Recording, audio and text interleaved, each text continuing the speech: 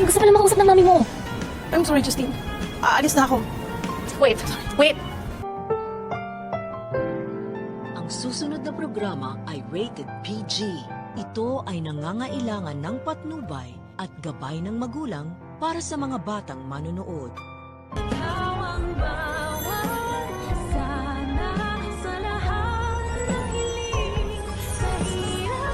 Nandyan pa si Sir Pepe. Gagaling siya.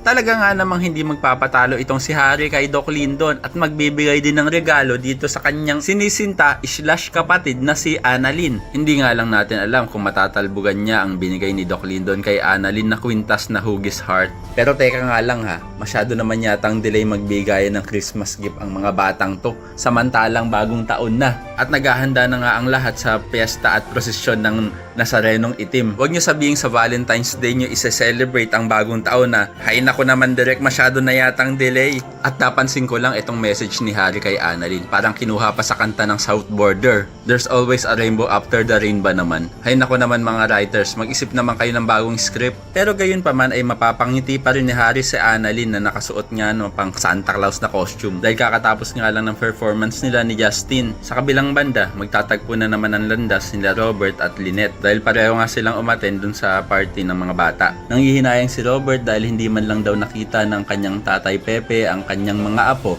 na sila Justin at Annalyn na magkasama. Pero ang paalala ni Lynette kay Robert na hindi pa naman daw patay si Lolo Pepe, kaya naman may pag-asa pa rin makita niya ang kanyang mga apo. Pero parang nawawala ng pag-asa itong si Robert at sasabihin niya kung paano daw kung hindi na magising ang kanyang tatay. Samantala, nang makita naman ni Justin ang kanyang nanay Giselle dun sa venue ay parang papaalisin niya pa ito. Pero mangingibabaw sa kanya ang kanyang pagkalambot ng puso. At parang gusto niya na nga din makausap ang kanyang ina. Kaya naman ko isa ka rin sa mga nagnanais na sana ay tuluyan ng matupad ang wish nitong si Giselle sa Pasko na makasama niya na daw ang kanyang anak na si Justin. Ay pakilike ang video na ito and don't forget to subscribe. Thanks for watching and see you next time. Bye bye!